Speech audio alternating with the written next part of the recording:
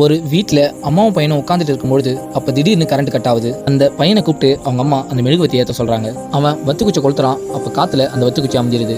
திரும்பவும் கொளுத்துறான். திரும்பவும் காத்துல அமைஞ்சிருது. இப்படி அவன் பண்ணிட்டே இருக்கும்பொழுது வத்தி பெட்டியில கடைசியா ஒரே ஒரு வத்துக்குச்சி மட்டும் தான் இருக்கு. அவங்க அம்மா அதை பார்த்துட்டு இந்த வத்துக்குச்சியிலையாச்சும் இந்த மெழுகுவத்தியை ஏற்றிடுவியா அப்படின்னு கேட்கறாங்க.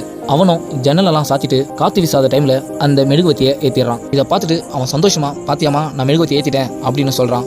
அப்ப சட்டுன்னு அந்த மெழுகுவத்தி அமையுது. இதை பார்த்து அவங்க அம்மா சிரிச்சுட்டு, டேய் கண்ணா, நம்மள நிறைய பேருக்கு கடைசி வத்துக்குச்சி ஏத்துறப்ப இருக்கிற கவனம் முதல் வத்துக்குச்சி ஏத்துறப்ப இருக்கிறது இல்ல. அந்த கவனம் முன்னாடியே உனக்கு இருந்திருந்தா இத்தனை வத்துக்குச்சியும் வீணா இருக்காது. இப்படி நம்ம இருட்டில் உட்கார்ந்து இருக்கிற நிலைமையும் வந்திருக்காது. டேய் கண்ணா, வாழ்க்கையில எந்த விஷயம் இருந்தாலும் சரி, முதல்ல வர வாய்ப்பை கடைசி வாய்ப்பா நினைச்சு போராடு. கண்டிப்பா நீ முதல் வாய்ப்பிலே ஜெயிச்சிருவ. ஆனா அதுவே நீ இந்த வாய்ப்பு போனா என்ன, நம்ம கிட்ட தான் இன்னும் நிறைய வாய்ப்பு இருக்கே அப்படின்னு யோசிச்சனா கடைசியா இந்த அமைஞ்ச மெழுகுவத்தி மாதிரி தான் உன் வாழ்க்கையும் மாறிடும் அப்படின்னு சொல்றாங்க. இந்த குட்டி ஸ்டோரி பிடிச்சிருந்தா மறக்காம ஒரு லைக் பண்ணுங்க.